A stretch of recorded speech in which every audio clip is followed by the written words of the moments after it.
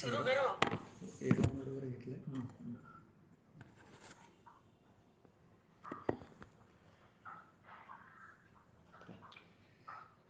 हरे राम राम राम हरे हरे. हरे कृष्ण कृष्ण कृष्ण हरे हरे. हरे राम राम राम हरे हरे. हरे कृष्ण कृष्ण कृष्ण हरे हरे. हरे राम राम राम हरे हरे. हरे कृष्ण कृष्ण कृष्ण हरे हरे. बोला पुंडलिक वरदा हरी विठ्ठल. श्री ज्ञानदेव तुकाराम. पंढरीनाथ महाराज की जय. सर्व श्रोत्यांना मी नमस्कार करतो आणि आजच्या अभंगाच्या चिंतनाला सुरुवात करतो. आजचा जो हरिपाठातला श्री ज्ञानदेवांच्या हरिपाठातला अभंग क्रमांक 22 आहे. नित्यनामी ते प्राणी दुर्लभ लक्ष्मी वल्लभ तयाजवळी. नारायण हरी भुक्तिमुक्तिचारी घरी त्यांच्या. हरिविण जन्म तो नरकची पै जाणा. यमाचा पाहुणा प्राणी होय. ज्ञानदेव पुसे निवृत्तीशी चाड. गगनाहुनी वाड नाम आहे. असा एक कळण्यास सोपा पण आपल्याला जगायची वेळ आली तर अत्यंत कठीण असा एक अभंग श्री ज्ञानदेवांनी आपल्या पुढे आजच्या चिंतनासाठी ठेवलेला आहे. तर नित्यनामी ते प्राणी दुर्लभ लक्ष्मी वल्लभ तयाजवळी. म्हणून पहिला उद्देश जो आहे तो नित्य नामस्मरण मी केलं पाहिजे. आणि नित्य शब्दामध्ये पुन्हा जसं ब्रह्मस्वरूप नित्य आहे म्हणजे त्रिकाला बाधित आहे, तसंच नाम नित्य असल्यामुळे त्या नामाचा सतत मी पुन्हा आठव करणं म्हणजे ते नामस्मरण लक्षात ठेवून मी घेण्याचा प्रयत्न करणं. आणि त्या नाम घेण्याला सरतेशेवटी सहजता येऊन ते रामानी माझं नाम घेणं किंवा विठ्ठलानी माझं नाम घेणं म्हणजे माझ्या अंतःकरणामध्ये ते नामस्मरण घेणं इथपर्यंतच्या ज्या भूमिका आहेत त्या स्पष्ट झाल्या पाहिजे. असे प्राणी दुर्लभ आहेत. आणि मग त्यांच्याजवळ लक्ष्मी वल्लभ तयाजवळी म्हणजे पुन्हा भगवान विष्णू आणि लक्ष्मी त्यांची पत्नी हे त्याच्याजवळ असतात. म्हणजे पुन्हा योगक्षेम वाहण्यासाठी दोघंही त्याच्या म्हणजे नामधारकापाशी प्रयत्न करतात. हा मुख्य विचार आहे. आता पुढचा जो चरण आहे तो म्हटला आहे की भुक्तिमुक्तिचारी घरी त्यांच्या. जो नामस्मरण करतो तो मात्र भाग्यवान आहे. भुक्ती शब्दाचा अर्थ भाग्यवानता आहे. आणि म्हणून त्याच्या घरी चारी मुक्तींचा जो लाभ आहे तो जिवंतपणीच म्हणजे पुन्हा सायुज्य मुक्तीच्या लाभाबरोबर या तिन्ही चारी गोष्टी त्याचा तिन्ही मुक्तींचा लाभ होतो. असा एक दुसऱ्या चरणाचा विचार आहे. तिसरा चरण जो आहे की यमाचा पाहुणा प्राणी होय. म्हणजे जर मी नाम घेतलं नाही तर मी यमाचा पाहुणा होतो. पण अगदी सरतेशेवटी जरी नाम आलं तरीसुद्धा विष्णुदूत मला घेऊन जातात. म्हणजे मी यमाचा पाहुणा म्हणजे नरकाचा पुन्हा अधिकारी होत नाही अशी ही भूमिका तिथे मांडलेली आहे. आणि मग सरतेशेवटी ज्ञानदेवांचा शिष्य रूपाने श्री निवृत्तीनाथांना प्रश्न आहे की गगनाहुनी वाड नाम आहे. आणि त्यावर तो प्रश्न विचारल्यानंतर त्यावर नाम हे आकाशाहून वाढ म्हणजे पुन्हा मोठे म्हणजे याचा अर्थ व्यापक आहे असं त्यांचं उत्तर आहे. आता या एवढ्या सगळा जो विचार आहे आपल्या पुढे आलेला त्या सगळ्या विचारांचा उहापोह या हरी नामस्मरणाचं चिंतन आहे किंवा या अभंगाचा उहापोह हा आपल्याला आपलं नाम बळकट करण्यासाठी मात्र मुख्यत्वे करून आहे. पहिलं चरण असं सांगतंय नित्यनामी ते प्राणी दुर्लभ लक्ष्मी वल्लभ तयाजवळी. म्हणून नित्यनामी नामस्मरण नित्य असावे ही भूमिका आहे.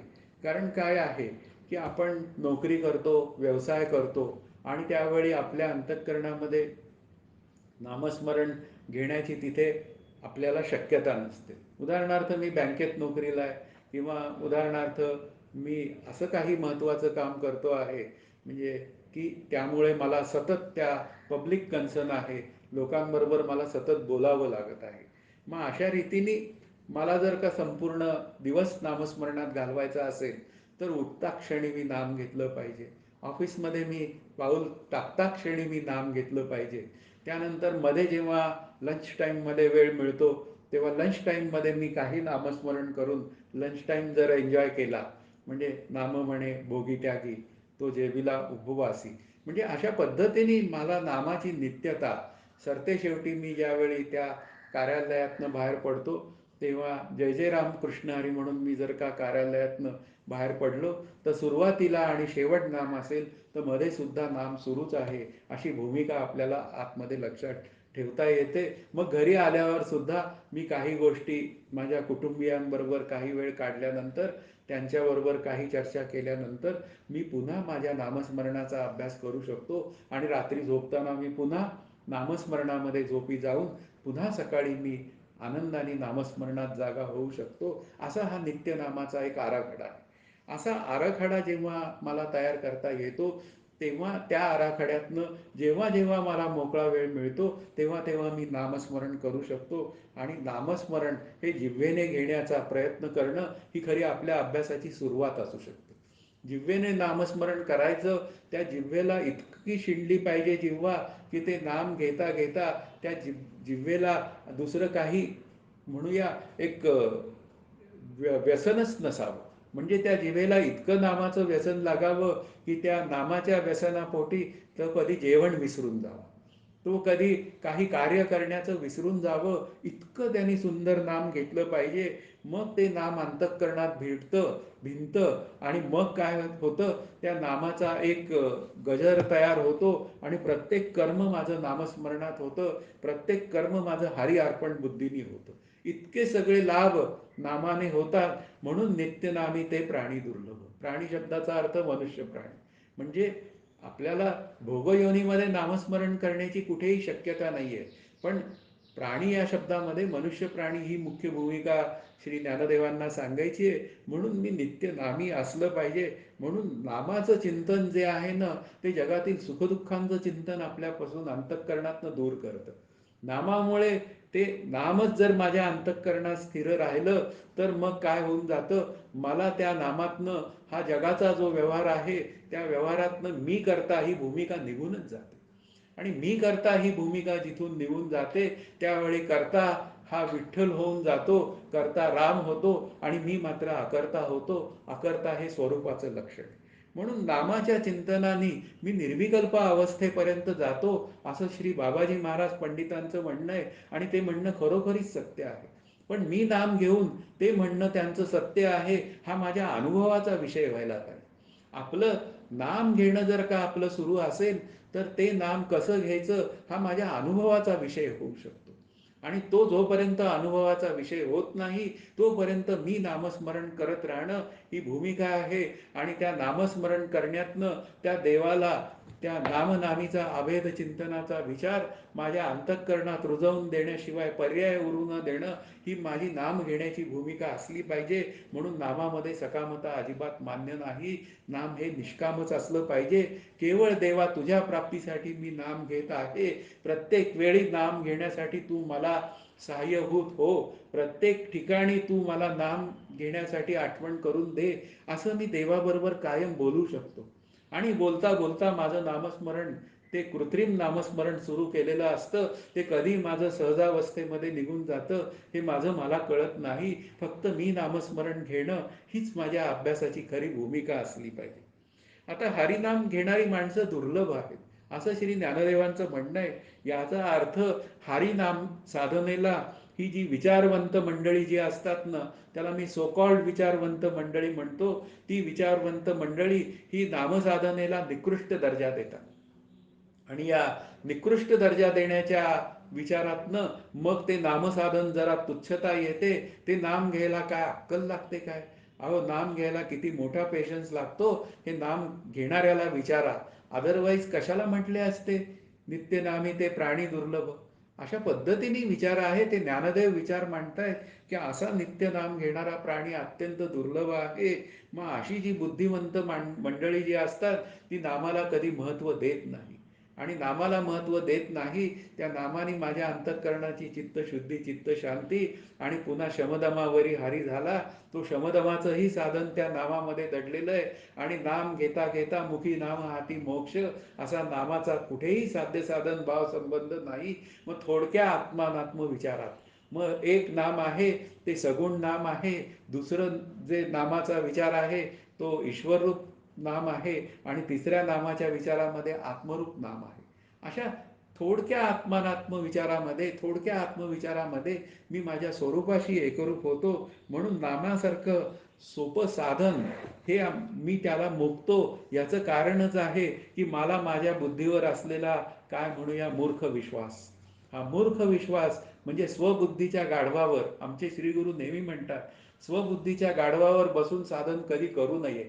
आणि ते जर का साधन तसं केलं तर मग काय होतं, स्वबुद्धी ही संत बुद्धी नसते. आणि ती संत बुद्धी नसेल तर मग ते निर्णय संत म्हणतात तसे ती बुद्धी घेत नाही. म्हणून समर्थही म्हणतात बुद्धिवीण प्राणी सकळ ते अवघेची बाष्कळ. पण ती सत्वगुणाची बुद्धी मात्र मला माझ्या आनंदापर्यंत घेऊन जायला समर्थ असते. म्हणून श्री समर्थ रामदास स्वामी बुद्धी दे रघुनायका किंवा श्री ज्ञानदेव म्हणतात बुद्धी निश्चये आत्मज्ञान. किंवा हरिपाठातही तो विषय आलेला आहे, बुद्धीचे वैभव अन्य नाही दुजे एका केशीराजे सकळ सिद्धी. मग हरिनामाने जर का केशीराजाची म्हणजे विठ्ठलाची सिद्धी होत असेल तर मला माझ्या आनंदापर्यंत जायला हे नाम किती सोपं आहे एवढं लक्षात ठेवता येतं. अविद्या निवृत्तीसाठी आपल्याला, अविद्या ही अंतःकरणात बसलेली आहे. मग अंतःकरणातच या नामस्मरणाचा विचार आहे, अंतःकरणातच या हरिनामाच्या विचाराचा विचार आहे की सगुण हरी, ईश्वररूप हरी आणि निर्गुण हरी.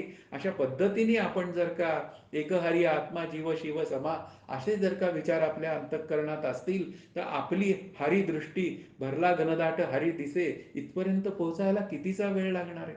पण मुख्य विचारधारा जी आहे ते भगवंताचं नाम मला घ्यायचं आहे एवढाच विचार जर माझ्या अंतःकरणात स्थिर झाला तर मी खूप काही करू शकतो, ही भूमिका आहे. म्हणून इथे काय आहे, भगवंताचं नाम घेणं हे खूप सोपं आहे. पण ते नामस्मरणासारखं असलेलं सोपं साधन ते का मी करत नाही हे मला एक पडलेलं कोडच आहे. की जे काही सोपं असतं ना ते प्रथम करावं ही माझी भूमिका आहे. आणि ते सोपं असून सुद्धा मला अंतिम परिणाम म्हणजे माझ्या जीवनमुक्तीचा विचार ते पूर्ण करून देतं. इथपर्यंत जर का नामस्मरण मला घेऊन जात असेल तर मी नाम का घेत नाही, हे नाम मी सहज सोपं असून का घेत नाही याचं उत्तरच मला सापडणं अवघड होतं. मग त्यावर माझे श्रीगुरु म्हणतात गुणांचा प्रभाव. सत्वगुण असेल तर भगवत भक्ती म्हणजे नामभक्ती होते. रजोगुण असेल तर मी सतत या पार्टी माइंड जीवन जगतो. कधी मला सिनेमाला जायचं असतं, फार मला टी व्ही पाहायचा असतो, नाहीतर यूट्यूब चॅनल पाहायचं असतं. म्हणजे एवढे सगळे विचार माझ्या अंतःकरणात असतात. मग तेव्हा मला नाम घ्यायला मिळत नाही. तमोगुणाचा विचारच करण्याची आवश्यकता नाही. कारण तमोगुणे अधोगती पाविजेती प्राणी असं समर्थांचं म्हणणं आहे. पुन्हा तुकाराम महाराज माझ्या मदतीला येतात. करिता आठव धावोनिया घाली कव. आता आठव कसं होणार, त्या भगवंताचा आठव हा या भगवंताचं नाम हेच त्याचं आठवण करून देण्याचं एक साधन आहे. त्या भगवंताच्या नामामध्ये त्याची आठवण आहे. त्यातला सतत माझा आणि तुझा संबंध प्रस्थापित करणं आहे. म्हणजे मी हरिरूप होण्यासाठी हा संबंध प्रस्थापित करणं आहे. मग मी जर नामस्मरण घेतलं तर धावोनिया घाली कव, तो मला येऊन कवटाळतो. म्हणजेच याचा अर्थ तो आणि मी वेगळा उरू देत नाही. एवढं मोठं साधन जर का मला करता येणं शक्य असलं तर मग या आठव प्रभूची काढण्याचा अवकाश, त्या प्रभूची आठवण काढण्याचा अवकाश, तो मदतीला भगवंत माझ्या हजर असतो. गजेंद्र मोक्ष कथा हीच सांगते. गजेंद्र मोक्षमध्ये गजेंद्रनी केवळ त्याच्या नामाच्या निमित्ताने आठवण काढली आणि नामाच्या निमित्ताने आठवण काढून गजेंद्रला भगवान विष्णूंनी सहाय्यभूत केलं आणि त्या मगरीच्या मिठीतनं त्याचा पाय बाजूला काढला. आणि नुसताच पाय बाजूला काढला नाही तर त्याला वैकुंठ प्रदान केला. एवढा फक्त आठवणीत. या आठवणीचा जर का एवढा भगवंताच्या मोठा महिमा असेल, सुदामा महाराजांचंही तुम्ही बघा ना. सुदामा महाराज केवळ नामाच्या आठवणीत भगवंताला भेटायला गेले आणि नामाच्या आठवणीत ते इथे आले, घरी आले. पण लक्षात घ्या, एवढे नामाच्या आठवणीत गेले आणि आले आणि पत्नीने दम भरलेला होता, काही भगवंताजवळ मागा, ते विसरून गेले. अरे विसरून गेले तरी सुद्धा भगवंत काय सोडतो त्या शिष्याला? अरे एवढा माझा शिष्य सुदामा महाराज, ते भगवंत सुदामांना महाराज म्हणत असतील की हा इतका माझं नाम घेतो आणि हा दरिद्री राहतो, या म्हणण्याला अर्थच नाही. अशा पद्धतीने त्यांची म्हणूया व्यावहारिक सत्तेतली जी काय वणवण आहे ती पूर्णपणे दूर करून टाकली. मग करिता आठव धावनिया घाली कव. अशा पद्धतीने भगवंत हा सतत माझ्या बरोबर असतो आणि मग सतत तो माझा सांगाती असतो. जेथे जातो तेथे तू माझा सांगाती. पुन्हा आपल्याला तो सतत मदतीला हजर असतो. म्हणजे इतकं जर का तो मला मदत करत असेल त्याच्याशी एकरूप होण्यासाठी, तर केवळ नाम घेणं हे मला शक्य आहे. पण हे नाम घेणं मला शक्य होत नाही, म्हणून नित्यनामी ते प्राणी दुर्लभ अशी भूमिका मांडतात. पण मी नित्यनामी घेणार आहे, मी नित्यनाम घेणार आहे आणि त्या दुर्लभ प्राण्यामध्ये माझी गणना व्हायला पाहिजे या भूमिकेतनं नाही. पण मी तो दुर्लभ प्राणी म्हणजे तो भगवंताला आवडणारा प्राणी, मनुष्य प्राणी तयार व्हायला पाहिजे. अशा भूमिकेतनं मी माझं साधन केलं पाहिजे. साधन करण्यासाठी तळमळ तयार झाली पाहिजे. तळमळ तळमळ होतची आहे असं समर्थ त्यांच्या प्रार्थनेत म्हणतात. कल्याण करी रामराया, मी सतत तुझं नाम घेत आहे, मी सतत तुझं चिंतन करीत आहे. तू या सर्व समाजाचं कल्याण कर. समर्थ समाजाच्या कल्याणाचा विचार करतात, पण निदान माझं कल्याण हे नाम घेण्यात आहे एवढं तरी मला कळण्याची व्यवस्था व्हावी, म्हणून या अभंगाची एक रचना आहे. पुन्हा दुसरा जो तुकाराम महाराजांचा विचार आहे, नाम उच्चारिता कंठी पुढे उभा जगजेठी. बघा, एवढा तो आहे की मी त्याचं नाम घेण्याचा विचार, नाम घेणं आणि तो जगजेठी म्हणजे विठ्ठल माझ्यासमोर उभा राहतो. म्हणजेच नामाच्या निमित्ताने, नामनामीच्या अभेदाच्या निमित्ताने, नामाच्या निमित्ताने पुन्हा माझ्यासमोर तो उभा राहतो. म्हणजे मला सगुण दर्शन देतो. नंतर पुन्हा ईश्वर रूपाने तो सतत मला माझ्याबरोबर राहून तो मला मदत करतो. आणि पुन्हा मुखी नाम हाती मोक्ष या नयाने जो नाम घेतो तो निर्गुण स्वरूपाशी एकरूपच असतो. मग हे 3 in 1 जर का विचार माझ्या पुढे जर का सहज रूपाने येत असतील, तर नाम घ्यायला मला काय अडचण आहे. म्हणून मी फक्त नाम घेणं एवढाच विचार माझ्या पुढे म्हणूया महत्त्वाचा विषय आहे. आणि मग मी नाम घेतच राहणं एवढीच भूमिका मी सर्व विचारधारा माझ्या अंतःकरणात रुजवण्याचा प्रयत्न घेतलेला करायला पाहिजे. मग सर्व संतांनी नामरूपातच राहिलेले आहेत. आता गोंदवलेकर महाराज बघा ना, ते नामाच्या याच्यातच राहिले, नामाच्या चिंतनातच राहिले. आणि नामाच्या चिंतनात राहून गोंदवलेकर महाराजांनी केवळ नामचिंतनाचा उपदेश केलेला आहे. सर्व कर्म तुम्ही रामाला अर्पण करा असं ते मला सांगतात. आणि केवळ ती नामचिंतनात घडलेली कर्म ही मी करतो या भावनेतनं घडलेलीच नसतात. मग हा सर्व संतांनी नाममहिमा स्वतः गाऊन हा जर नाममहिमा मला सांगितला, तर या नामाबरोबर हे रूप म्हणजे त्या नामाचा नामी म्हणजे विठ्ठल माझ्या मदतीला धावून येतो.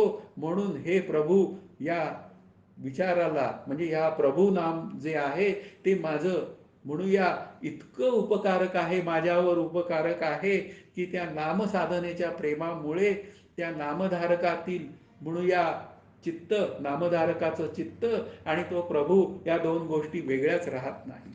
मग अशा रीतीने पुन्हा ज्ञानदेवांचंही प्रमाण आहे. परितयापाशी पांडवा मी हारपला गिवसावा, जेथ नामघोष बरवा करीती माझा. म्हणजे जो माझं नाम घेतो त्याच्याजवळ मी असतोच. मग मी कुठे सापडेल, त्यांनी सापडण्याची ठिकाणं दिली. मी कुठे सापडेल, संतांजवळ सापडेल, कारण मी नाम घेत ते नाम घेतात. मी कुठे सापडेल, तर शिवाजवळ सापडेल म्हणजे भगवान शिव म्हणजे शंकराजवळ सापडेल, कारण भगवान शंकर सुद्धा नाम घेतात. आणि पुन्हा विठ्ठल काय म्हणतात, मी सुद्धा नाम घेतो. अरे ते सगळे नाम घेतात, तर मी कोण टिकोजी राव की मी नाम न घेता मी बुद्धीनी त्याचा अभ्यासाचा विचार करील. पण काय आहे, रामकृष्ण हरी म्हणण्याशिवाय काय पर्याय उरला आपल्याजवळ. म्हणून अभ्यास करायचा असेल तर नाम घ्या. आणि असं नाम जो घेतो लक्ष्मी वल्लभ तया जवळी. म्हणून यासाठी नाम घेणारा भाग्यवान ठरतो. आणि भाग्यवान या शब्दाचा अर्थ भक्त. भक्ताला भगवंत काही कष्टच पडू देत नाही. त्याचं जीवन सुसह्य करण्याचं काम असा सगळा भगवंत करतो. लक्ष्मी वल्लभ तया जवळी या शब्दाचा अर्थ ज्याच्याजवळ लक्ष्मी वल्लभ आहे त्याला तो निराधार नाहीच. त्याचा आधार एकच पुन्हा काय आहे, चालविसी हाती धरोनिया, तो प्रत्येक ठिकाणी मला तो सहाय्यभूत होतो आणि माझं काय आहे सगळं योगक्षेम चालवतो. मग मी काय करायचं? मी तिथे फक्त नाम घेणं एवढाच विचार आहे. मी नाम घेतलं की त्या नामात फक्त सकामता नको, केवळ भगवंताची प्राप्ती एवढाच जर का नाम घेण्याचा माझ्या अंतःकरणात विचार असेल, तर मी सुद्धा नित्यनामी राहण्याची काय व्यवस्था आहे त्यातूनच दुसरा चरण आपल्या पुढे येतो आणि तो असं सांगतो, नारायण हरी नारायण हरी, भुक्ती मुक्तीचारी घरी त्यांच्या. नारायण हरी नारायण हरी या शब्दामध्ये नामस्मरणाचा विचार सांगितला.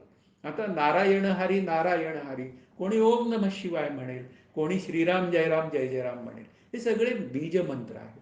हे बीज मंत्र कसेही म्हणा, कसेही म्हणा या शब्दाचा अर्थ उफराट्या नावासाठी सुद्धा वाल्या कोळीचा वाल्मिकी ऋषी झाला. आपण तर एवढे पापी नाहीतच.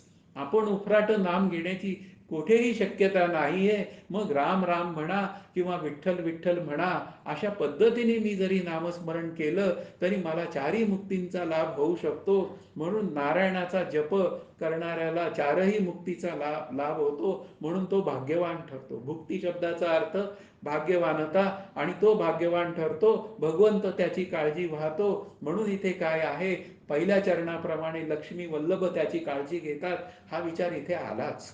मग चारही मुक्ती साधिल्या, सलोकता साधते. याचा अर्थ काय आहे की सलोकतेमध्ये त्या लोकामध्ये जाण्याचा विचार आहे, त्या क्रममुक्तीमध्ये. पण इथे सलोकता ही माझ्या श्रीगुरूंबरोबरची, म्हणजे मी त्यांच्याजवळ राहतो. आता मी राहतो पुण्याला, माझे श्रीगुरू आहेत मुरगुडला, पण लक्षात घ्या ते अंतःकरणाने माझ्याजवळ आहे. किंबहुना मी आणि ते वेगळे नाहीतच. मी त्यांचं नाम घेतो, त्यांचं चिंतन करतो, कारण त्यांचं नावही श्रीकृष्ण आहे. भगवान श्रीकृष्ण आणि पुन्हा हे माझे सद्गुरू असलेले श्रीकृष्ण, या दोघांमध्ये भेदच नाही. कारण कायचा माझ्या विठ्ठलाचा प्रेमभावो, देवतोची होय गुरु, अशा पद्धतीने मी कधी कधी त्यांच्याजवळ जाऊन सलोकतेचाही अनुभव घेतो. कारण त्यांचा लोक म्हणजे सद्गुरूंचं राहण्याचं ठिकाण हे विष्णूचं राहण्याचं ठिकाण आहे, यामध्ये शंका बाळगण्याचं काही कारण नाही. मग समीपता, मग त्यांच्याजवळ मी जातो त्यावेळी समीपता आहे, सलोकता समीपता आणि मग स्वरूपता. या शब्दामध्ये त्यांनी दिलेले विचार जे आहेत ते माझ्या अंतःकरणात धारण होतात आणि त्याप्रमाणे मी जीवन जगण्याचा प्रयत्न करतो आणि मग सरते शेवटी सायुज्य मुक्तीचा लाभ होतो. आता ह्या चारही मुक्ती त्याच्या घरी येतात, म्हणजे तो घरी असताना या चारही मुक्तींचा आनंद सहज घेऊ शकतो. कारण प्रत्येक व्यक्ती जेव्हा त्याच्या घरात येते त्यावेळी तो प्रत्येक व्यक्तीमध्ये त्या सद्गुरूला पाहतो. या शब्दाचाच अर्थ, आलेली व्यक्ती जर सद्गुरू रूप असेल तर त्याला त्याच्या घरी सुद्धा सद्गुरू प्राप्त झाल्याचा आनंद मिळतो. इतकं मोठं वैभव जर का त्या नाम घेण्यातनं जर का प्राप्त होत असेल तर ही बाकीची साधनं किती अवघड आहेत हे लक्षात येईल. मी एकदा माझ्या श्रीगुरूंना म्हणालो की तुम्ही मला आधी हरिपाठ चिंतन का नाही करायला सांगितलं, कारण हरिपाठासारखं सौंदर्य दुसऱ्या ग्रंथांमध्ये अजिबात मुळीच मला दिसत नाही. तर ते म्हणाले, अरे तू हे सगळे ग्रंथ अभ्यास केले म्हणूनच तुला हरिपाठाचं सौंदर्य कळलं. म्हणजे लक्षात घ्या ते किती माझी काळजी वाहतात. म्हणजे याचा अर्थच काय आहे, ते सद्गुरू नाम देतात, ते माझ्याकडनं नामस्मरण कसं करायचं, कसं साधन करायचं याची सगळी चिंता वाहतात. शरणागताची चिंता वाहे तो एक सद्गुरू, अशी भूमिका समर्थांनी मांडलेली आहे. आणि तोच सद्गुरू नारायण रूप आहे, तोच सद्गुरू लक्ष्मी वल्लभ रूप आहे.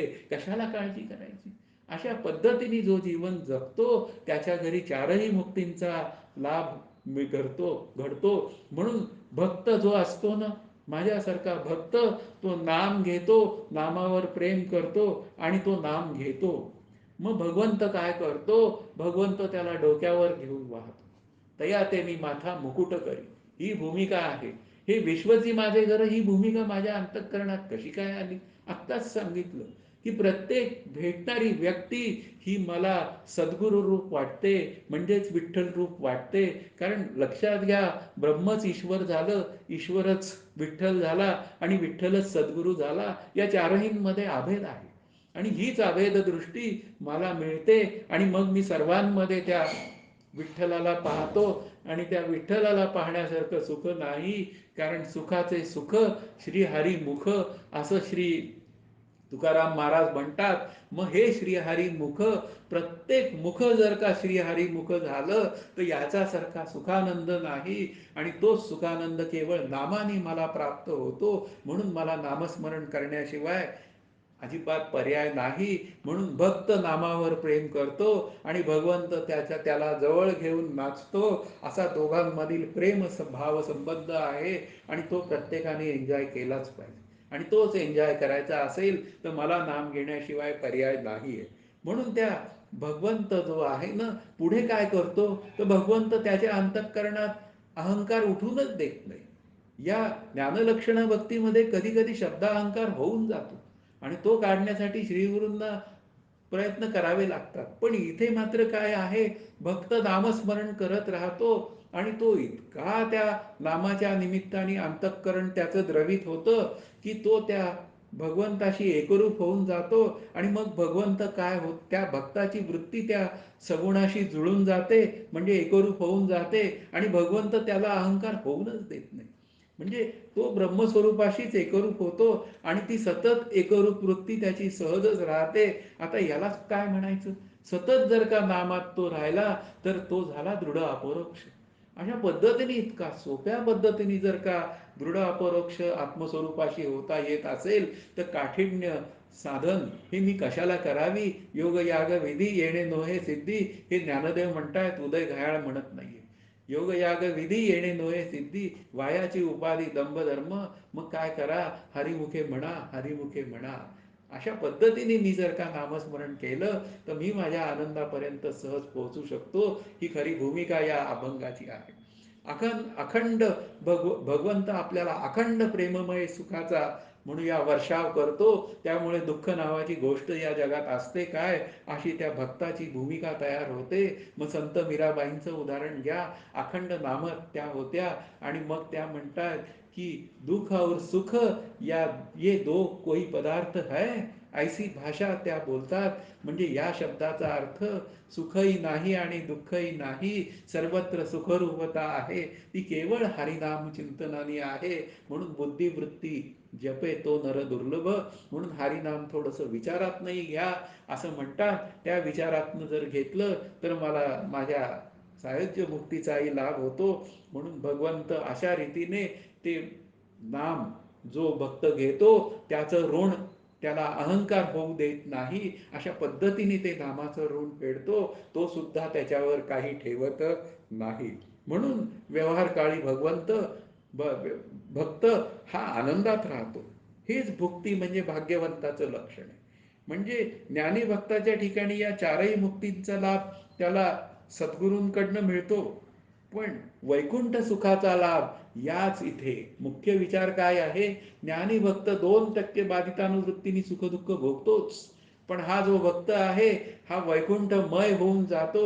वैकुंठ हे त्याला त्याच्याच घरी सिद्ध होऊन जातं. सर्वत्र विष्णुवास हा त्याच्या घरात पसरतो. आणि मग त्याची अंतःकरण वृत्ती हे विश्वची माझे घर, ऐसी मती जयाची स्थिर, किंबहुना चराचर आपणची झाला, मग याही वरी पार्था माझी या भजनी आस्था, तया ते मी माथा मुकुट करी. इथपर्यंतचा प्रवास त्याचा पूर्ण होतो. आणि मग ही जी काय एक नाम घेण्याच्या निमित्ताने जाणीव नेणीव भगवंती नाही अशा निर्गुण स्वरूपाचा लाभ त्याला होतो. म्हणून भक्ताच्या ठिकाणी इच्छाच उरू न देणं ही भूमिका भगवंत तयार करतो. आणि म्हणूनच नारायण हरी, नारायण हरी असं नामस्मरण करण्याशिवाय उदय घायाळ महाराज अजिबात तुम्हाला दुसरा व्यवहार नाही. ही भूमिका लक्षात घ्या.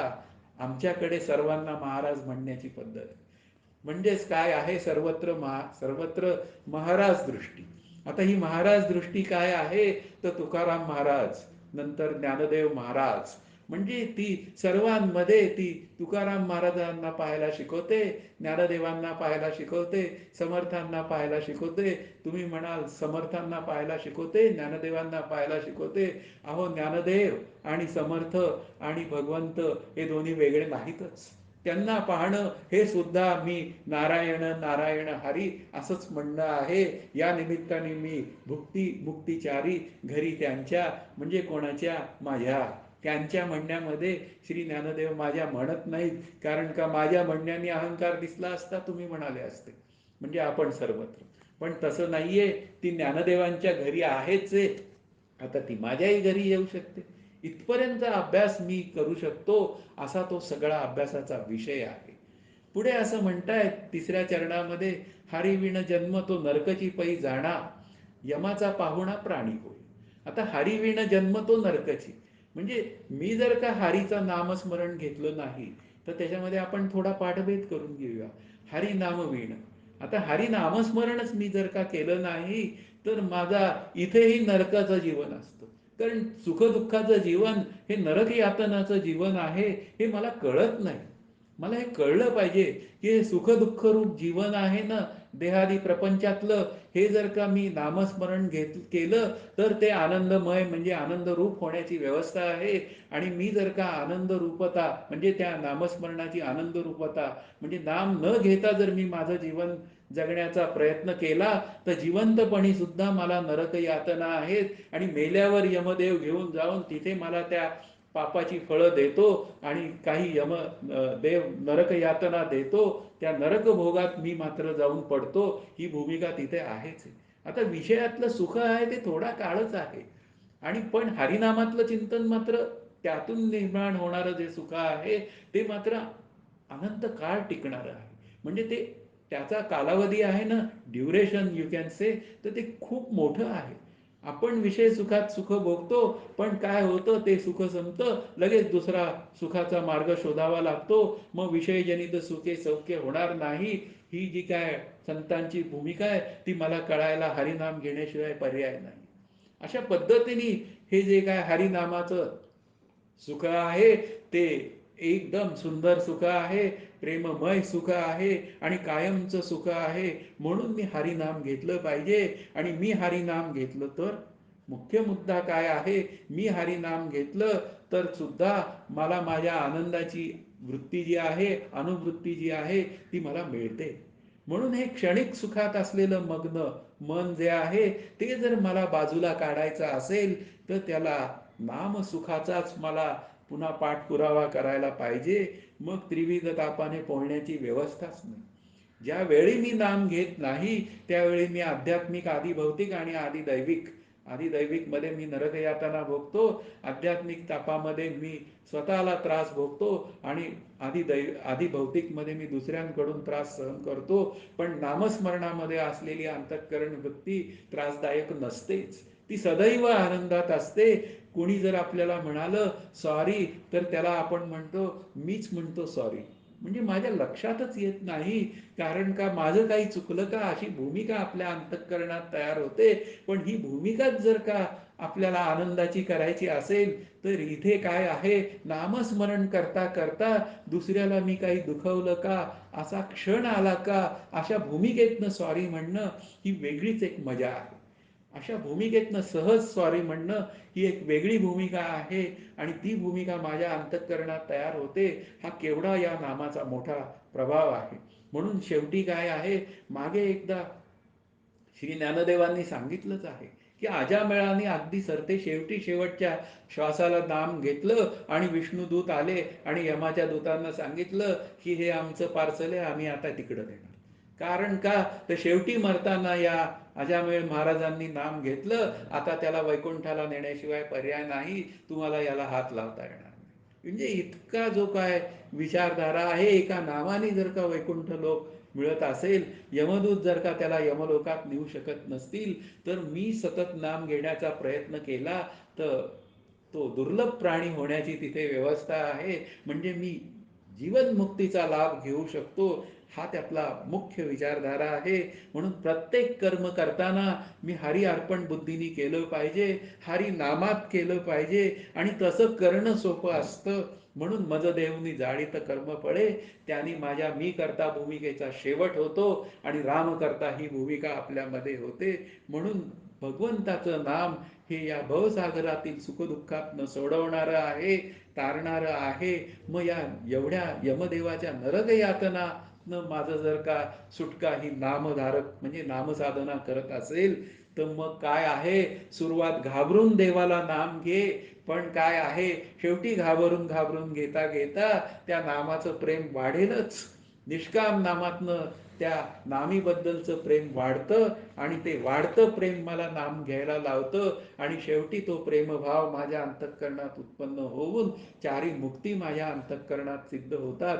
हा खरा आपल्या अभ्यासाचा विषय आहे. पुढे आता शेवटच्या चरणात श्री ज्ञानदेव म्हणतात, ज्ञानदेव पुसे निवृत्तीसी चाड, गगनाहुनी वाढ नाम आहे. आता गगनाहुनी वाढ नाम आहे हे निवृत्तीनाथांचं उदाहरण आहे. आणि ज्ञानदेव पुसे निवृत्तीशी चाड हा ज्ञानदेवांचा प्रश्न आहे. म्हणून ज्ञानदेव म्हणतात, ते मी श्रीगुरूंना विचारलंय, म्हणजे प्रूफ, मुख्य मुद्दा काय आहे, प्रूफ देतात. कारण हल्लीचा काळ कसा आहे, प्रूफचा काळ आहे. तो ज्ञानदेवांना कळलेला होता की पुढे येणाऱ्या काळामध्ये प्रत्येक गोष्ट विथ प्रूफ बोलावी लागते, विथ प्रमाण बोलावी लागते. मग काय आहे, ज्ञानदेवांनी श्री निवृत्तीनाथांना विचारलं, नाम शब्दरूप आहे, श्रीराम जय राम जय जय राम, हे नाम काय आहे, शब्दरूपात माझ्या पुढे येतं. मग शब्द हा आकाशाचा गुणधर्म आहे. मग आकाश पंचभौतिक आहे म्हणून आकाश मिथ्या आहे. मग आता नामाचं काय, अशी भूमिका विचारली श्री ज्ञानदेवांनी, की नाम सुद्धा शब्दरूप आहे. मी म्हणत नाही पुढे काय बोलायचं ते ज्याचं त्यांनी म्हणावं. कारण असं म्हणण्यानेही पाप होऊ शकतं असं मला वाटतं. ज्ञानदेवांनी म्हणणं ही भूमिका वेगळीच आहे. म्हणून मग त्यावर श्री निवृत्तीनाथांनी उत्तर दिलं की आकाशाचा शब्दगुण नामास लागू नाही. त्याचं कारण आहे, शब्दगुण प्रतिध्वनी रूप आहे आणि नाम मात्र कसं आहे, ते प्रतिध्वनी रूप नाही. मी नाम घेतो, या नामामध्ये प्रतिध्वनी नाही. किंवा तुम्ही असं म्हणाल की राम करे हमारा जप, हम बैठे आराम, तो प्रतिध्वनी नाही का, तर तोही प्रतिध्वनी नाही. कारण तिथे प्रत्यक्ष नाम घेतो राम. माझ्यासाठी या शब्दाचा अर्थ नाम सहज होतं आणि सहजतेने नाम घेतलं जातं. तिथे प्रतिध्वनी नाम, प्रतिध्वनी हा शब्दाच विषय नाही. पुन्हा शास्त्र काय सांगतं की आकाश हे आत्म्यापासून उत्पन्न झालेलं आहे. म्हणजे ब्रह्मस्वरूपाच्या सत्तेवरच ही पाच महाभूत म्हणूया आपल्या पुढे नावारूपाला येतात पंचीकरणाच्या निमित्ताने. पंचीकरण सांगण्याचा आत्ता माझा अजिबात हेतू नाही. म्हणजेच याचा अर्थ काय आहे, आकाश जर का आत्म्यापासून उत्पन्न झालेलं आहे आणि मग म्हणतायत नाम नामीचा अभेद आहे, शिवाय विठ्ठल ब्रह्मरूपच आहे, मग भगवंताचे नाम जे आहे ते आपल्या सामान्य नामासारखं नाहीये. म्हणजे माझा जो आहे ना तो कर्मविग्रह आहे. माझ्या वाचनात तर माझा जन्म झालेला आहे, तसाच या विठ्ठलाचा जन्म हा लीला विग्रहातला आहे. त्यांनी जन्म घेतला तो माझ्या कल्याणासाठी घेतला, हे लक्षात घ्या. त्यांनी ते जन्म आणि मरण ही ज्या काय भूमिका आहेत ना, त्या माझ्यासारख्या वासनारूप असलेल्या देहाच्या व्यक्तीला आहे, त्या गोष्टी विठ्ठलाला अजिबात नाही. म्हणून सगुण आणि निर्गुण ही दोन्हीही रूपे प्रकृती पलीकडची आहे. म्हणजे मायेचा जो विचार आहे ना, तो या सगुण आणि निर्गुण या विचाराला लागू पडत नाही. म्हणून सगुण निर्गुण गुणाचे अगुण हा विचार श्री ज्ञानदेवांनी मांडलेला आहे. सगुण निर्गुण आणि गुणाचे अगुण आणि पुन्हा हरिविण मन व्यर्थ जाय.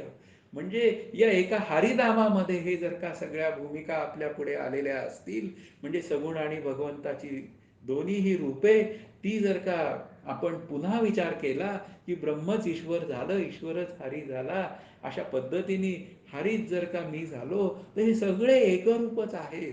मग हे एकरूप आहेत स्वरूप दृष्टीने, तर मग इथे मायेचा संबंधच नाही. म्हणून नाम हे गगनाहून वाढ आहे. म्हणून नामही अमायिक आहे. अमायिक आहे म्हणजेच ब्रह्मरूप आहे. या दृष्टिकोनातनं श्री गुलाबराव महाराज अनध्यस्त विवर्त मांडतात आणि तोही अनध्यस्त विवर्त विचार हा माझ्या नाम घेण्याला कसा फायदेशीर आहे तो सांगतो. किंवा गगनाहुनी वाढ नाम आहे हे सांगणं जे आहे निवृत्तीनाथांचं, ते पण समजून घेता येईल आपल्याला. तर ते म्हणतात, श्री गुलाबराव महाराज म्हणतात, भक्ताच्या प्रेमाकारणे ब्रह्मालाही रूप धरणे. हे लक्षात घ्या की भक्ताच्या प्रेमासाठी ब्रह्म रूप धरतं. हे लक्षात घ्या. म्हणजेच याचा अर्थ ते रूप सुद्धा कसं आहे, ते भगवंताचं रूप हे त्या ब्रह्मस्वरूपाप्रमाणेच नित्य आहे. म्हणजेच त्याचं नामही त्या स्वरूपाप्रमाणेच नित्य आहे. म्हणजेच त्या नामाला म्हणजे भगवंताच्या नामाला आकाशाचा गुण लागण्याची काहीही व्यवस्था नाही. पुढे असं म्हणतात, भगवंताचे रूप जैसे नित्य तैसेची नाम असे नित्य. म्हणजे भगवंताचं रूपही नित्य, भगवंताचं नामही नित्य. आणि किती नित्य? तर जेवढं ब्रह्म नित्य तेवढंच ते नित्य. अशा पद्धतीने श्री गुलाबराव महाराज आपल्या पुढे हा अनध्यस्त विवर्त मांडत असतील. म्हणजे आपल्याला अनध्यस्त विवर्ताची आत्ता चर्चा करायची नाही, तर तेच ब्रह्म हरिरूपाने आपल्या पुढे आलेलं आहे. तेच ब्रह्म आपल्याला नामरूपात्मक दृष्टीने पुढे आलेलं आहे. तर ते ब्रह्म म्हणजे ते नाम सुद्धा आकाशाहून वेगळं आहे. म्हणजे त्या आकाशाला म्हणजे त्या नामाला आकाशाचे गुणधर्म लावता येणार नाही. नवे नवे आकाशाचं अधिष्ठानच ते नाम आहे, असाही विचार आपल्या पुढे बोलता येतो. कारण गुलाबराव महाराजांच्या पुढे बोलण्याची माझी हिंमत नाही, कारण ते शेवटचं प्रमाण आहे. मग अशा रीतीने भक्ताच्या प्रेमासाठी जर का अवतार हा धारण होत असेल, तर ब्रह्मच अवतार रूपाने नामरूपास आलं असंही म्हणता येतं. मग जेवढं ब्रह्म नित्य तेवढंच नामही नित्य आहे. म्हणून गगनाहुनी नाम, गगनाहुनी नाम वाढ आहे. या शब्दाचा अर्थ जेवढं गगन व्यापक आहे, त्या गगनाला अधिष्ठान रूपाने असं निरपेक्ष नाम आहे. ते निरपेक्ष नाम मात्र मी घेतलं पाहिजे. आणि ते जर मी नित्य घेतलं तर मी तो दुर्लभ प्राणी ठरण्याची व्यवस्था आहे. म्हणून नित्यनामी ते प्राणी दुर्लभ, लक्ष्मी वल्लभ तया जवळी. म्हणून माझ्याबरोबर जर का सतत लक्ष्मी वल्लभाचा वास जर का राहिला, तर माझी वृत्ती, माझी वाणी अतिशय मधुर होऊन जाते. ती कर्कशता माझ्या अंतःकरणात राहत नाही. मग ती वाणीतनं प्रगट होते. आणि अशी वाणीतनं प्रगट जर का प्रेमभाव दृष्टी व्हावी, अशी जर भूमिका असेल, तर हरिमुखे म्हणा, हरिमुखे म्हणा. म्हणजे हरिनामाशिवाय आपल्याला काही पर्याय नाही. तर आजचं चिंतन संपलेलं आहे, ते भगवंताला आपण अर्पण करूया. आणि जय जय रामकृष्ण हरी म्हणूया. जय जय रघुवीर समर्थ. हरि ओम तत्सत. श्री ब्रह्मार्पणमस्तु.